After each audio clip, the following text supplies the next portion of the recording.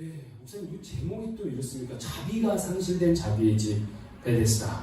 네, 이 제목에서도 느껴지지만 오늘 저는 이 말씀 본문을 통하여서 38년 된 병자 이야기를 통하여서 자비가 상실된 자비의 집 베데스다가 우리의 인생이고 우리의 공동체일 수도 있음을 믿으며 우리의 궁극적인 치료자가 예수 그리스도이시고 우리의 온전한 지혜자는 예수 그리스도이심을 함께 말씀을 상고하며 증거하고 나누고자 합니다. 여러분, 첫 문장 오늘은 또 어떤 걸로 시작할까 궁금하시죠? 이거예요. 바쁘시죠? 바빠 죽겠어요. 너무 바빠요. 바쁘지 않습니까? 안 바쁘십니까? 예, 지금은 되게 여유로워 보이시는데 숨이 턱끝까지 차오를 정도로 바쁜 거 다 알아요. 아닌 척하고 앉아 계시지만 아무튼 그것도 감사합니다. 아무튼 우리는 되게 분주한 삶을 살아갑니다. 그런데 분주할 때 조심해야 해요. 왜냐하면 분주할 때 우리는 놓치는 것들이 생길 수가 있습니다. 제가 이 두 한자를 했는데요.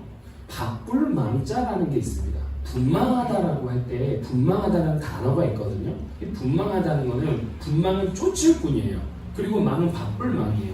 그러니까 누가 막 뒤에서 쫓아오는 것처럼 바쁘다는 표현을 하잖아요. 뭐에 자꾸 밀려서 바쁠 때가 있어요. 그때 쓰는 게 분망하다예요. 근데 바쁠 망자가 왼쪽 편에 보면 저게 마음심자 변이거든요. 한문으로.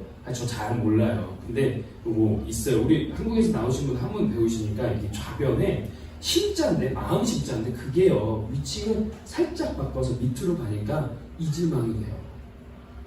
그게 망각할 망이에요. 이질망이 돼요. 우리가 너무 분주하고 바쁘면 우리가 진짜 챙겨야 될 것을 잃어버립니다.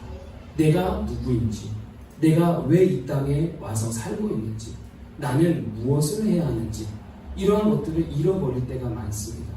본질을 놓칠 때가 많죠. 처리해야 할 것들을 먼저 처리하다 보니까 내가 챙겨야 될 것들이 놓쳐질 때가 있습니다.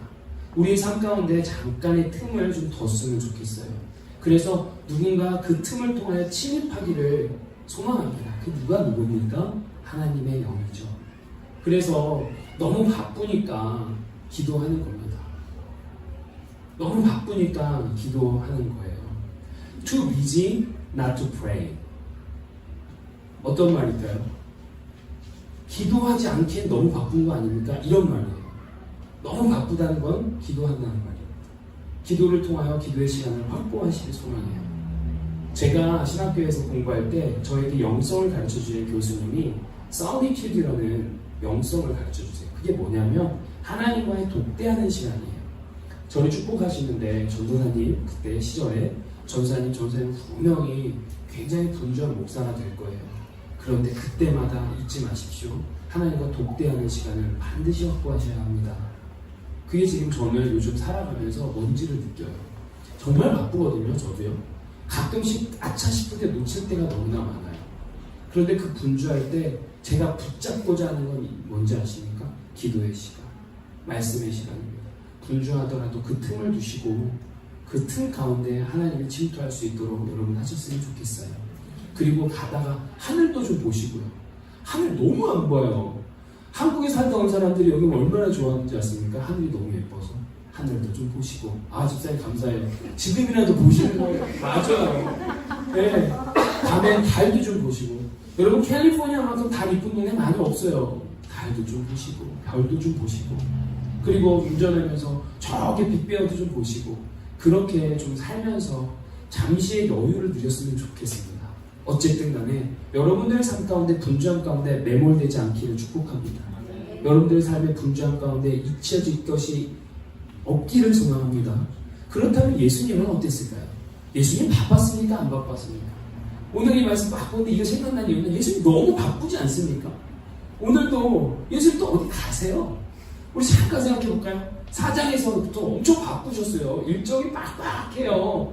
밑에 있는 유대 지역에서 갈릴리 쪽으로 가시기 시작했어요. 그런데 가다가 그냥 가신 것도 아니고 또 하필 아무도 안 가는 사마리아 지역 가가지고 수가성 여인 만나지 않습니까?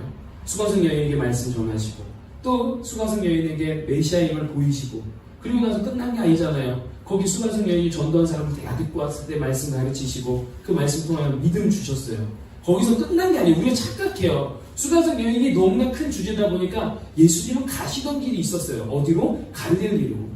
갈릴리로 가시던 길이 있었단 말이에요. 그 가셔야 돼요. 또 이틀 있다 또 가셨어요. 갈릴리 가가지고 가나라는 동네에 도착하죠. 자신이 물로 포도주를 만들었던 그 동네 가나에 도착했어요. 가만히 계셨나요? 아니에요. 분명히 말씀은 갈릴리 사람들이 그를 영접했다 합니다. 웰컴했어요. 웰컴한 건 뭡니까? 예수님 고쳐주세요. 말씀해주세요. 뭐 해주세요. 많은 사람이 와서 예수님의 말씀을 듣고 병든 자가 치유를 받는 역사가 일어나고 있었어요. 그 중에 또 한날 가버나움이라는 동네, 굉장히 중요한 시대죠. 배경이 있는 도시죠. 왜냐 로마 주둔 군대의 본거지가 거기 있고 또 세관원들이 거기 포진되어 있는 가버나움이 굉장히 행정적으로 중요한 도시였단 말이에요. 거기서 누가 왔죠? 우리 지난 시간에 왕의 신하가 쫓아왔어요. 25마일 30에서 34km 되는 그 거리를 쫓아왔단 말이에요. 왜 왔습니까? 자기 아들 죽게 생겼으니까 고쳐달라고. 그 예수님 또 고쳐주세요. 말씀해주세요. 믿음을 허락해주세요. 그리고 왕의 신하가 가다가 자기 종들을 만났는데 자기 아들이 낳았다는 얘기를 들었죠. 근데 그때를 보니까 예수님이 말씀하신 때더라 이거예요. 그래서 믿고 가더니 다 믿음이라. 우린 지난주에 이것까지 봤단 말이에요. 그쵸? 그리고 나서 오늘 일정에 또 이렇게 시작되는 게 뭐였냐면은 그 후에 어디를 가셨대요. 오늘 본문은 여러분들 지난주 본문보다도 훨씬 더 유명한 본문이에요. 웬만큼 다 아시는 거예요. 38년 된 병자가 베데스다라는 연못에 있는데 낫다 이런 얘기인데 저 오늘 이 본문 시작하면서 예수님 너무 바쁘단 말이에요. 좀 쉬어 가시지. 또 가셔서 시작하셨어요.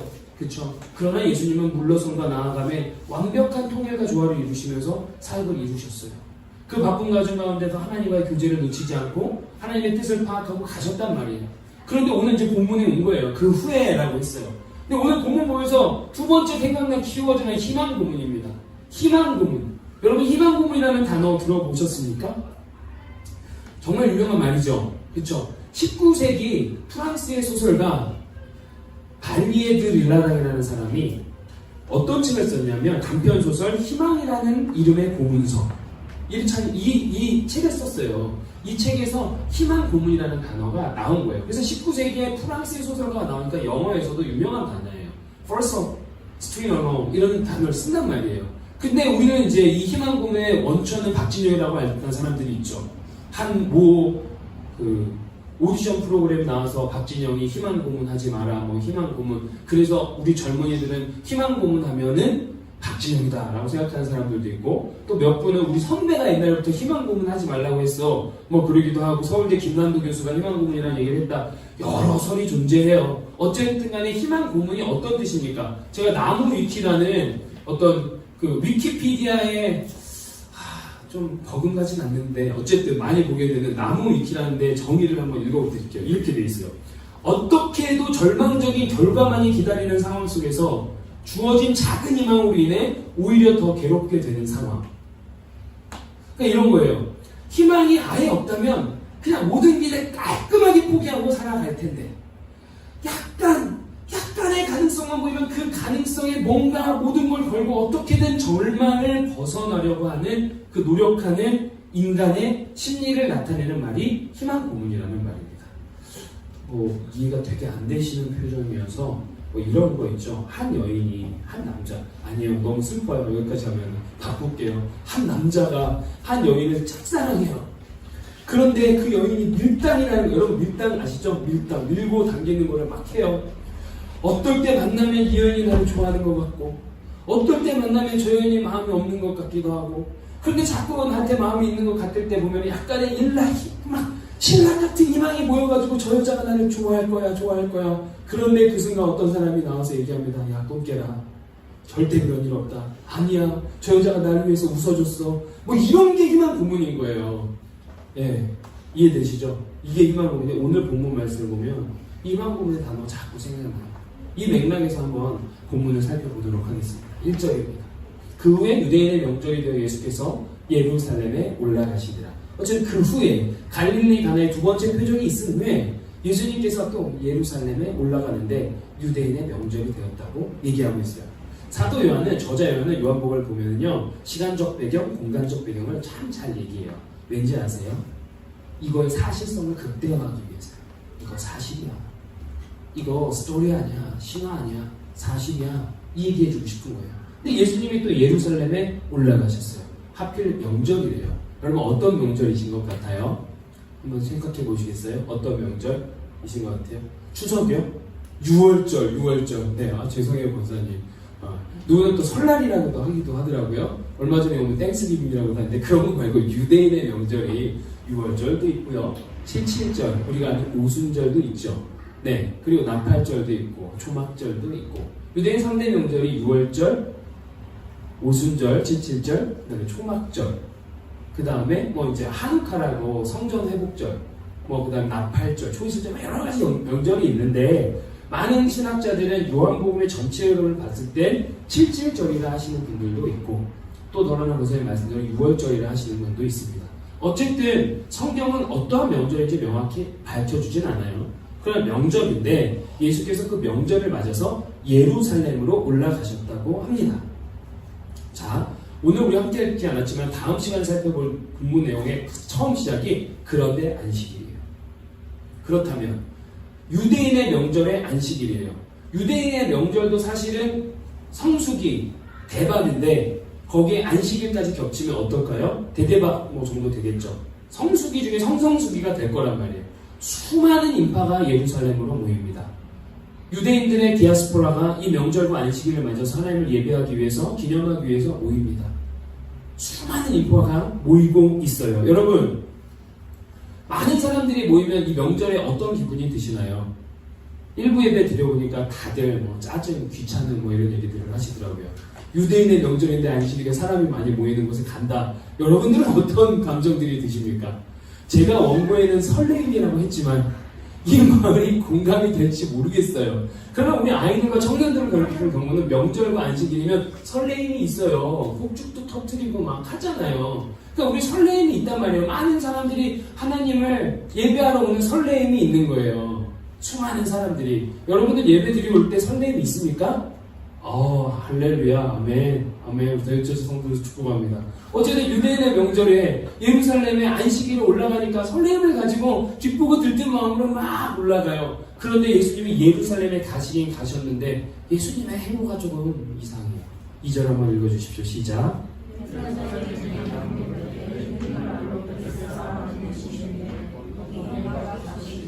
네, 예루살렘에 가긴 하셨는데 다른 사람들은 다 성전 갑니다.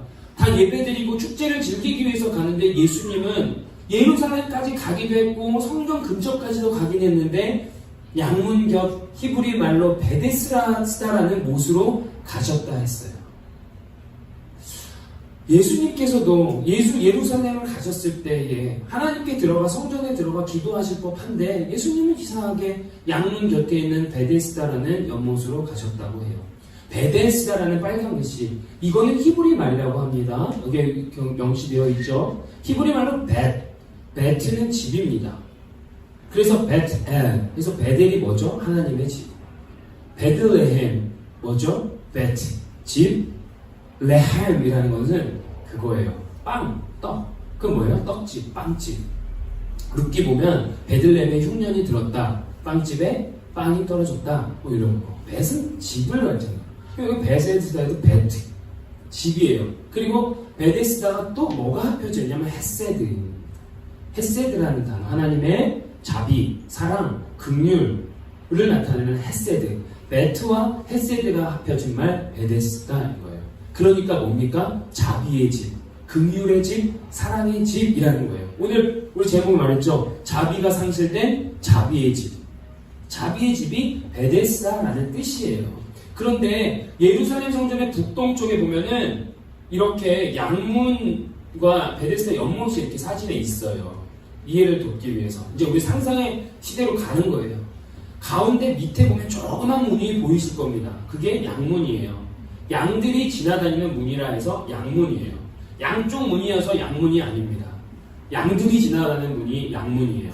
양들이 뭐죠? 하나님께 제사를 드릴 때 제물을 바치기 위해서 드나드는 문이에요. 그 앞에서 검사를 해요. 그리고 온전한 것들이 들어가게 한단 말이에요. 그 양문 위에 근처에 못이 2개가 있어요. 커다란 못 2개를 인공적으로 파놓았는데 그 중에 하나를 베데스다라고 하는 겁니다. 베데스다는 고고학자들이 발굴한 결과에 의하면 100m, 세로 100m, 가로 60m 되는 꽤 큰 못이에요. 거기에 5 행각이 있는 거예요. 그 행각을 왜 만들어놨냐라고 했더니 그 베데스다라는 못이 움직일 때 들어가면 병이 고쳐지니까 많은 병자들이 와서 쉬다가 그 물에 들어가서 고침을 받기 위해서 행각을 두었다 하는 거예요. 그러면 생각을 좀 해봤으면 좋겠어요. 여러분 3절에 이제 그 행각에 모여있는 사람이 누구인지를 나타내 줍니다. 그 안에 많은 병자, 맹인, 다리 저는 사람, 혈기 많은 사람들이 누워서 물의 움직임을 기다린대요. 영어 성경을 보시면 병자의 3가지 종류를 정확하게 설명하고 있는 것입니다. 병자들이 있는데 3부류의 병자가 있다는 거예요. 뭐죠? 맹인, 다리 저는 사람, 혈기 많은 사람들. 혈기 많은 사람들은 요즘 말로 뭐냐면 몸이 거동이 불편한 중풍을 앓는, 스트로크를 앓는 분들이라고 할 수 있겠죠? 그런데 맹인, 다리 저는 사람, 혈기 많은 사람들의 공통적인 특징이 뭡니까? 도움이 필요하다. 할렐루야. 남의 도움이 없이는 살아갈 수 없는 사람들이 여기에 모여 있는 거예요.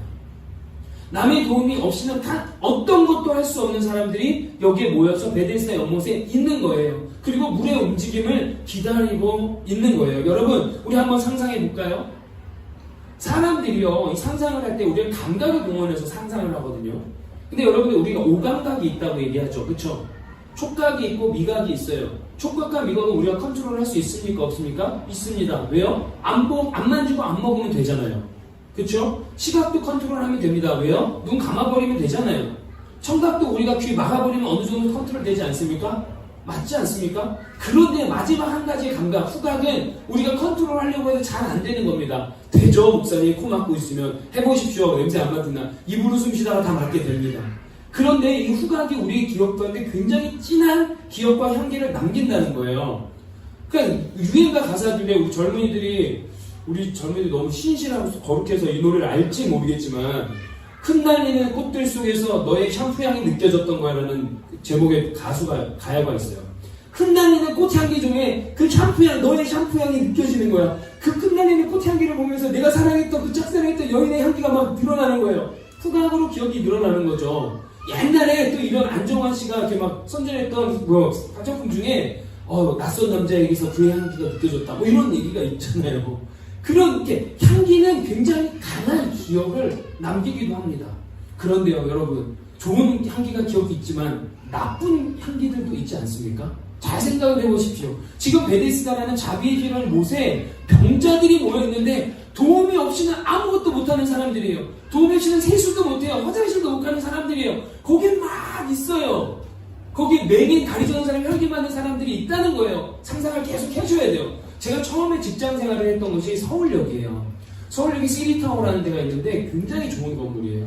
거기에 지금 여기에 있는 커피빈이 한국 본사가 있고 굉장히 좋은 곳이거든요.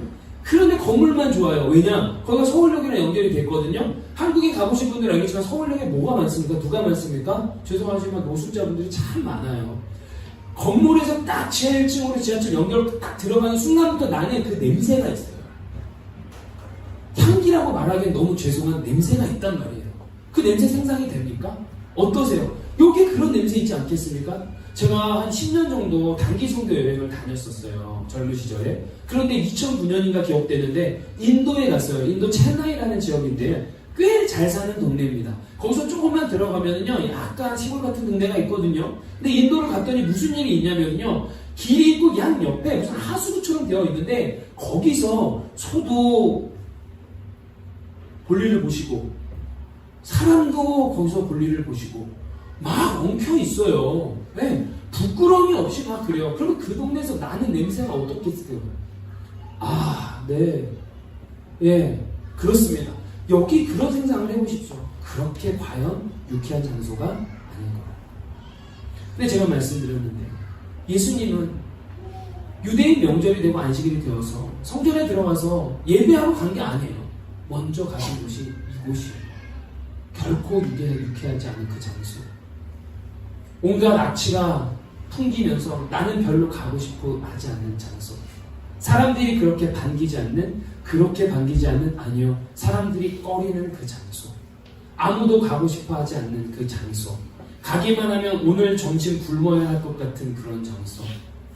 만나면 모든 사람들이 무서운 그 장소. 아무도 사실 관심과 사랑을 주지 않는 그 장소, 자비의 집이라 하지만 자비가 상실된 그 장소에 예수님께서 터벅터벅 가시는 거예요. 우리가 이 마음을 가지고 이어서 한번 가봤으면 좋겠어요. 기생충이라는 영화를 보셨습니까? 여기에서도 냄새를 가지고 상하, 계급을 구분합니다. 잘 사는 사람들 중에서 나는 냄새와 못 사는 사람들에서 나는 악취가 있다는 거예요. 그리고 그 냄새를 극대화하면서 표면에 드러나지 못하는 내면의 그 분노의식이 생기고 결국 이 영화는 비극으로 끝이 나요.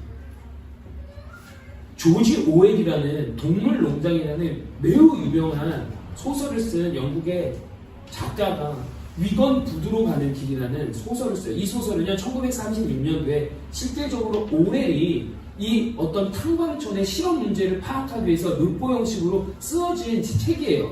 2달 동안 어디를 갔냐면 그 못 사는 탕광 마을에 들어가서 그들과 함께 살아가면서 그들의 그 생활을 보는 거예요. 그러면서 사회주의를 주창하는 사람이 사회주의 지금 잘못되고 있다 이런 걸 신랄하게 비판하는 소설이거든요. 근데 이 조지 오웰이 위건부두로 가는 그 길에서 이렇게 얘기를 해요. 우리가 배운 것이 이것이다. 결국 서민층은 냄새가 난다. 그 냄새는 도저히 통과할 수 없는 벽과 같다. 인종차별, 종교차별, 학벌, 기질, 시성, 심지어 도덕적 기준의 차이는 극복이 되더라도 이 말이 너무 아파요. 악취에 대한 거부감은 극복할 수 없다. 이렇게 소설에 나와요. 한면에서. 베데스다 연못에 제가 악취의 얘기를 드리는 거예요. 그 거부감은 어쩔 수 없고 저항할 수 없는 그거예요. 사람들이 아무도 찾지 않는 그곳에 예수님이 가시는 거예요. 터벅터벅 가시는 거예요. 저주를 떠올립니다. 저 사람 무슨 잘못을 저렇게 해가지고 저렇게 아프나? 나는 아니어서 참 다행이다. 이런 식의 생각만을 하고 있죠. 근데 여기에 예수 그리스도의 은혜가 있는 거예요. 예수 그리스도의 은혜가 여기에 있는 거예요. 예수님이 그럴싸한 그곳을 가신 게 아니에요. 예수님이 정말 악취나고 어쩔 수가 없는 우리의 인생 가운데도 오신 거예요. 착각하지 마세요. 우리의 인생이 그렇게 고상하거나 그렇게 멋지거나 그렇게 아름다운 인생이 아니었어요. 그런 우리에게 예수님이 오신 그 은혜가 여기 있다라는 겁니다. 공감되기를 소망합니다. 여러분 더 나아가 생각해 봅시다.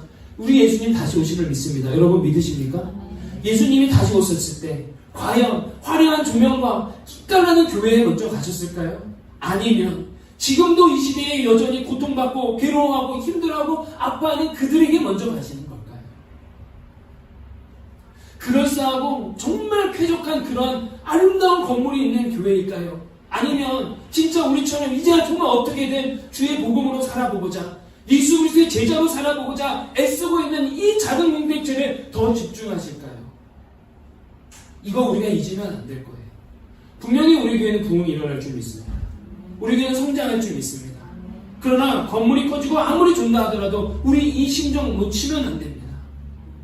우리 교회가 커지더라도 우리가 자비가 상실된 자비의 집이 아니라 자비가 회복된 자비의 집으로 우리 교회가 서 나가야 될 줄 믿습니다. 재림하시는 예수님께서 먼저 찾아오시는 그곳. 그렇기 때문에 누누이 말씀하시면 그 사람 참 문제가 많더라.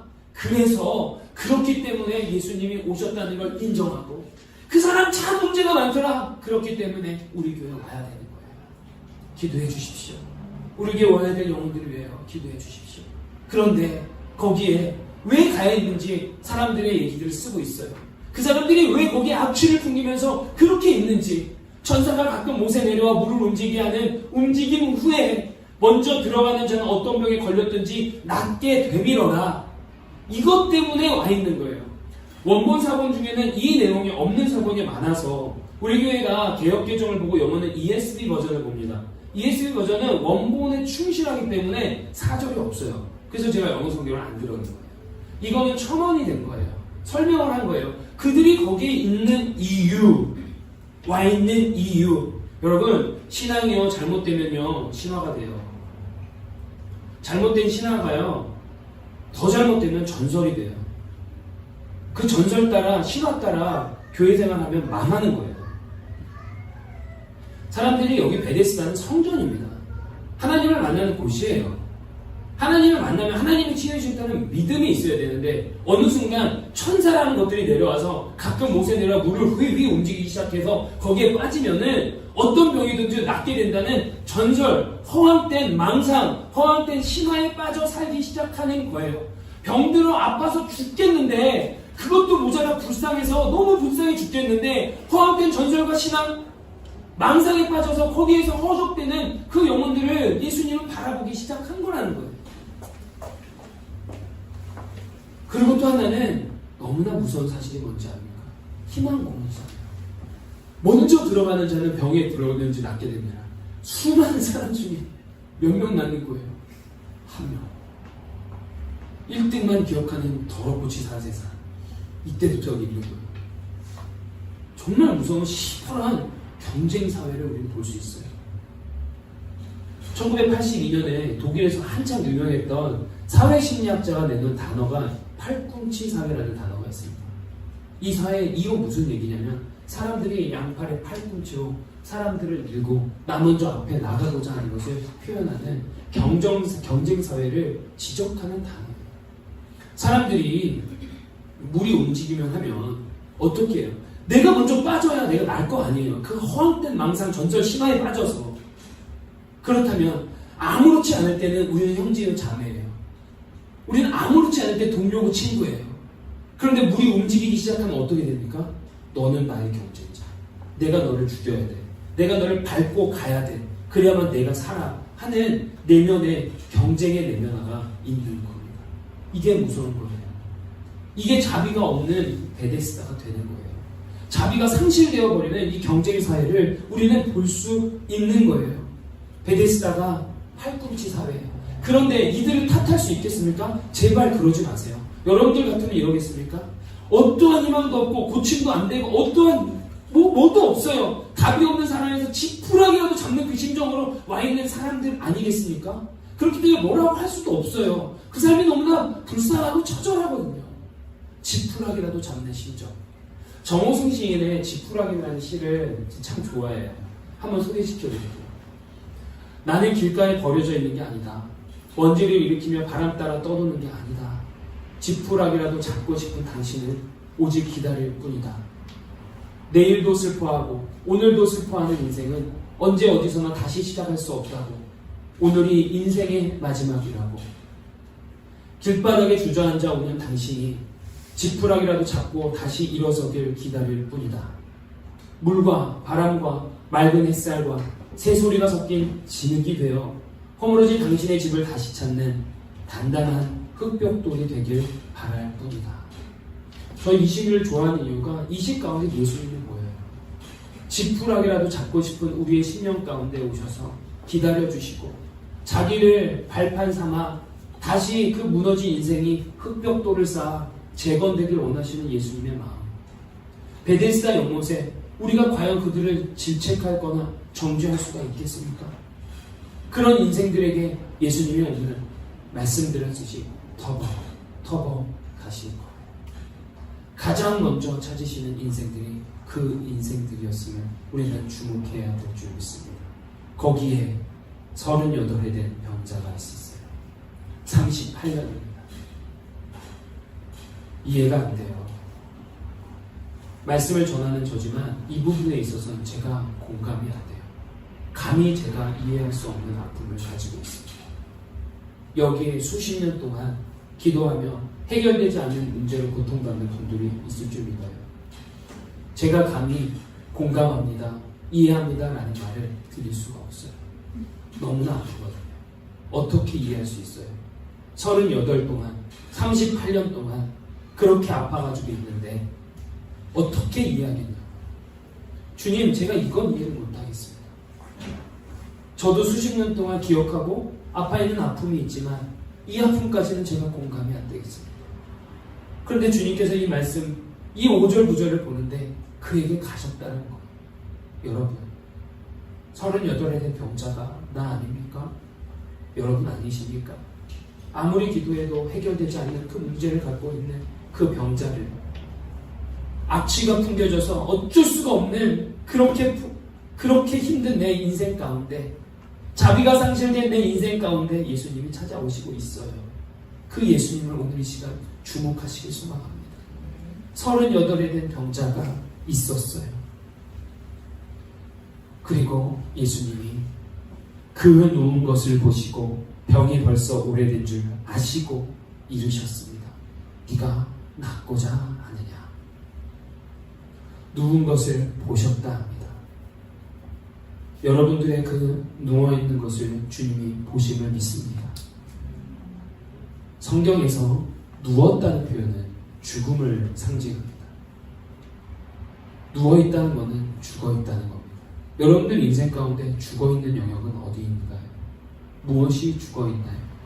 산 것 같은데 돌아보니 죽어있는 것 같은 거 뭐입니까? 예수님이 보십니다. 그리고 그 병이 벌써 오래된 줄 아신다 하십니다. 매일매일 눈물로 기도하는 여러 가지 기도 제목들이 있습니다. 감사한 것은 하나님께서 우리 성도들의 기도 제목을 주셨고 그걸 기도할 때마다 눈물을 주셔요. 근데 이 말씀이 또 한 번 저를 위로하고 힘을 주시는 건 예수님께서 병이 벌써 오래된 줄 아신다 합니다. 모르는 것 같죠? 아니에요. 예수님이 아신대요. 그리고 물으십니다. 네가 낫고자 하느냐. 또 예수님 도통 오리무중에 질문을 하십니다. 아셨으면 보셨으면 그냥 좀 낫게 해주지.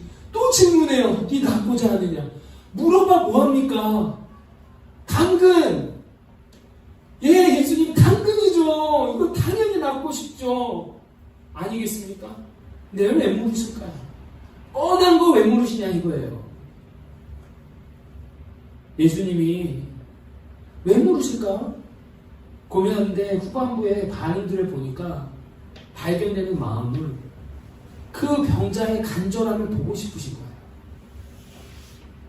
그 병자의 그 깊은 내면을 예수님은 아시지만 듣고 싶은 거예요. 그런데 이거를 묵상하고 고민하면서 이거구나 했던 그 마음의 감동이 뭐였냐면 예수님 우리의 이야기를 듣고 싶으시다는 거예요. 예수님 다 아시고 보시니까 기도 안 해도 되는 겁니까? 아니에요. 예수님은 우리의 음성을 듣고 싶으신 거예요. 내가 다 아는데 나 너와 사귀고 나 너와 누리고 싶어. 나 너의 얘기를 듣고 싶어. 그 얘기를 듣고 싶은 거예요. 지난주에 설교 드렸죠. 믿음에 크고 작음 상관없이 매달리십시오.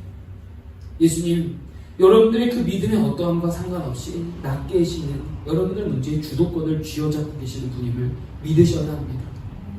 그 예수님이 여러분과 관계 맺기를 지금도 원하시는 거예요.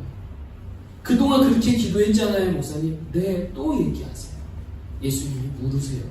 네가 낫고자 하느냐?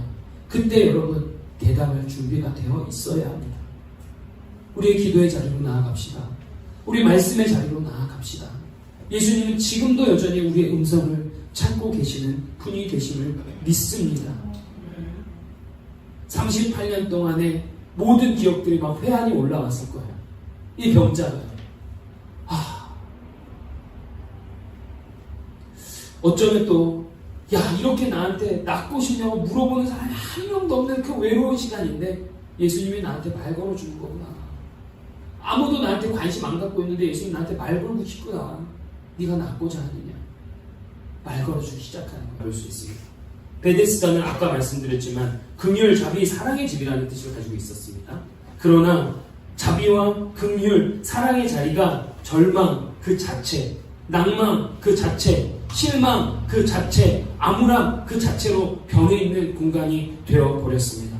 연못에 들어가는 것이 불가능하다는 걸 알지만 다른 희망이 없기 때문에 여기에 지푸라기로 잡고 싶은 그 심정으로 헛된 망상과 전설과 신화 가운데 있는 것이에요. 현실도의 가능성이 전혀 없지만 희망 고문이에요. 그래도 어떻게 한번 진짜 소위 말하는 운 좋아서 들어가면 낫지 않을까 하는 마음으로 있는데 그의 답변이 어떻습니까? 나를 물이 움직일 때 넣어주는 그 한 사람이 없었어요 라고 얘기하죠. 물이 움직일 때 나를 못에 넣어주는 사람이 한 사람도 없었어요. 영어로 보면 no one, 아무도 없었어요. 어느덧 내 문제가 환경 탓이 되고 내 문제가 내가 흙수저가 아니어서 이렇게 됐어요. 내가 못생겨서 이렇게 됐어요. 내 인생의 이 모양 이 꼴이에요. 남 탓하기 시작하는 거예요. 은혜가 없으니까, 자비와 사랑이 없으니까 자꾸 남 탓하기 시작하는 거예요. 너가 그래서. 그게 아니잖아요. 물이 움직이는 것, 이 사람이 궁극적으로 추구해야 되는 문제 해결은 무엇입니까? 병이 낫는 겁니다. 그러나 이 사람은 이제 어디에 초점이 맞춰지는 겁니까? 움직이는 물을 구하고 있는 거예요. 그리고 그 움직이는 물에 내가 먼저 들어가야 되는 게 내 인생의 목표가 되기 시작하는 거예요. 여러분, 우리에게 적용해 볼까요? 움직이는 물이 여러분은 무엇입니까? 돈입니까? 학벌입니까? 학위입니까? 아니면 남편입니까? 아내입니까? 가정입니까? 누구입니까? 움직이는 물이 여러분들의 궁극적인 문제를 해결해 줄 수 있을 거라고 생각합니까? 우리가 받아야 되는 교훈은 여기에 있는 겁니까? 움직이는 물은 우리의 문제를 결코 해결해 줄 수 없다는 거예요.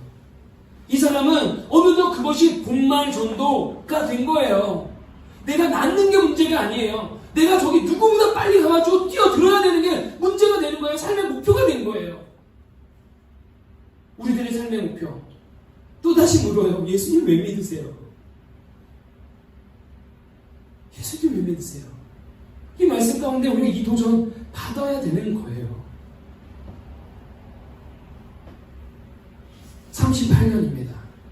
아름답고 젊은 날 다 지나가고 마음에는 짙은 어둠만, 절망감만 남아있는, 그러니 사회를 향하여서, 내 환경을 향하여서 냉소, 원망, 불평만 가득한, 마음의 상처는 그 누구보다 깊고, 선착순 1등만 인정하는 더럽고 치사한 1등 논리가 가득한 세상. 그런데 낫기 원하면 얘 낫기 원합니다 하면 되는데 이 사람도 이렇게 불평을 해요. 근데 그에게 이제 봄날이 찾아왔어요. 아멘. 그에게 봄날이 찾아왔어요. 말을 건네주는 자가 왔어요. 그리고 낫기 원하냐고 얘기하기 시작했어요. 궁극적 해결자가 찾아오기 시작한 게 보이십니까? 우리 이걸 캐치하고 있어야 된다는 거예요. 그대로 받아주시는, 그대로 나를 인정해 주시는 주님, 네가 낫고자 하느냐 할 때 준비되는 여러분들 되시길 소망합니다. 그리고 나서 예수께서 하시는 말씀, 일어나 네 자리를 들고 걸어가라. 할렐루야. 아멘. 그러니 어떤 일이 일어납니까? 그 사람이 곧 나와서 자리를 들고 걸어가니라. 여러분 한번 크게 한번 읽어보십시오. 시작. 그 사람이 곧 나와서 자리를 들고 걸어가니라. 아멘. 아직도 움직이는 물을 기다리십니까? 여전히 움직이는 물을 기다리십니까? 아니면 예수님을 기다리십니까? 38년 된 병자는 움직이는 물을, 그리고 내가 먼저 빠지기만을 그렇게 고대하고 열망하고 갈망하며 기다리고 있었습니다.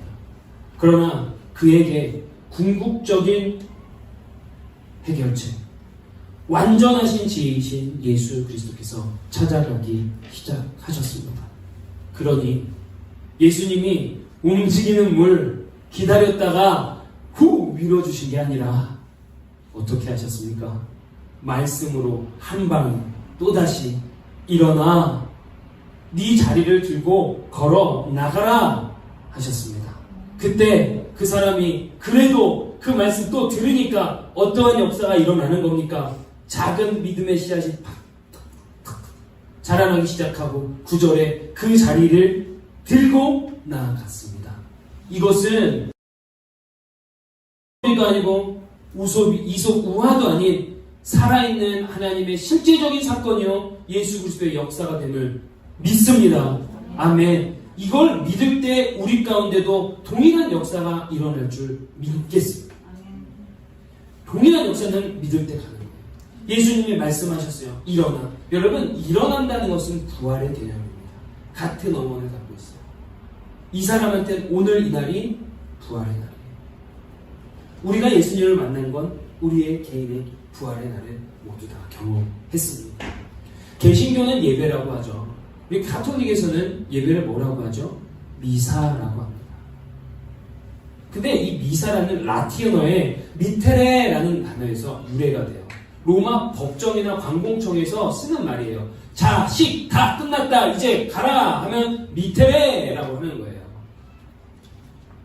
그러면 이 미테레 원어는 뭐냐면 이테, 미사, 에스테 이렇게 얘기를 했는데요. 이게 뭐냐? 가라. 이제 너의 시 끝났다. 가라. 세상으로 걸어가라. 일어나. 가라. 라는 좋은 의미가 갖고 있는 게 미사의 개념이에요.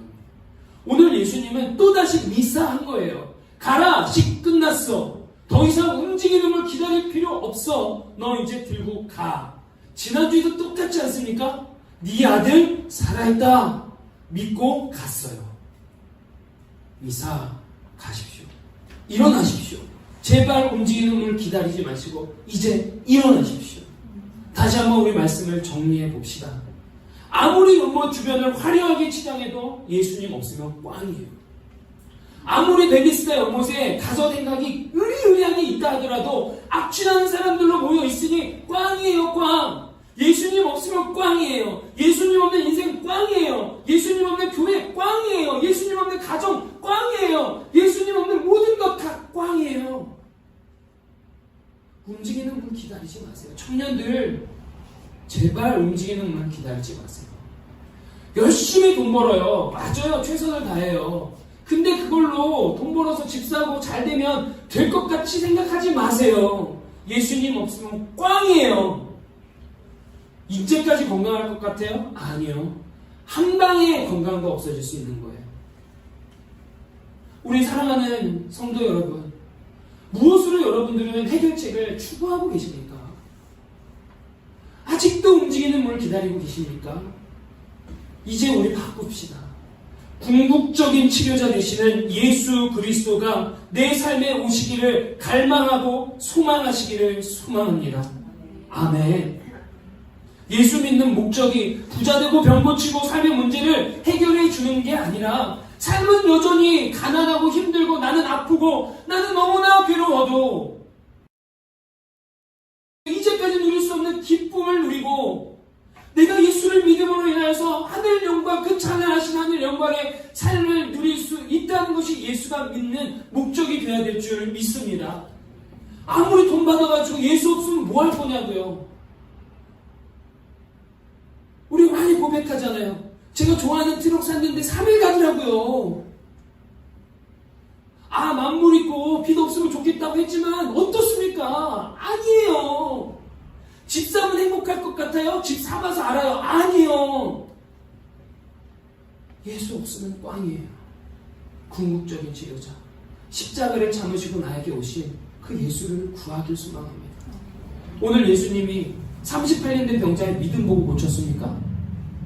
이 어떠한 보고 고쳤습니까? 뭐 잘해줘서 상 주셨습니까? 오늘도 우리는 우리의 믿음의 분량과 상관없이 예수님이 원하고 바라시고 사랑하시면 고쳐주시는 예수님을 여러분들에게 소개합니다. 이 예수님 앞에 다시 나옵시다. 최고의 지혜는 예수 그리스도, 최고의 치료자는 예수 그리스도의 자비하심, 누더기 같은 자존심 다 내려놓고 오늘 우리 십자가 앞에 나오는 것입니다. 가장 최고의 지혜는 내 상황과 문제와 상관없이 예수님 앞에 내 삶을 맡길 수 있는 것입니다. 오늘 이 시간에 여러분 그 지혜를 좀 구해보십시오. 예수님 자체가 생명이에요. 우리를 회복시키시는 것은 움직이는 물에 1등으로 풍덩 빠지는 게 아닌 하나님 나라의 믿음을 타며 예수의 생명을 가지고 가는 게 우리의 생명이에요. 다시 일어나십시오. 일어나 걸어가십시오. 아직도 해결되지 않은 문제 가운데 낭망하고 계시죠? 오늘 이 말씀으로 위로하길 원합니다. 예수님 보고 계십니다. 예수님 집중하고 계십니다. 예수님 아신다 하십니다. 그리고 예수님 듣길 원하십니다. 다 나아갑시다. 모든 누더기가 되어버린 상처의 자존심 다 내려놓고 주님의 자비 앞에 여러분들의 삶을 맡기고 또 그 예수님과 동행하며 승리의 삶, 궁극의 치료자, 완전한 지혜이신 예수 그리스도를 절절히 경험하는 삶 되시길, 한 분 한 분 되시기를 함께 기도하며 축복합니다. 아멘. 우리 함께 찬양할까요?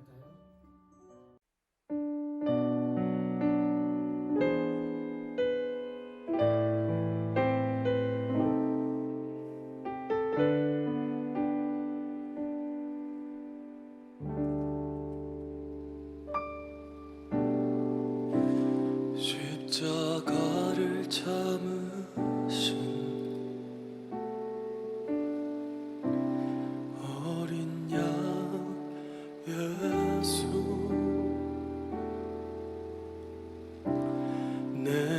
씻어주시고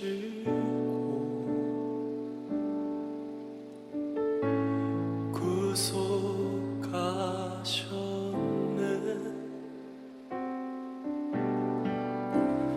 어둠을 물리치신 세상의 빛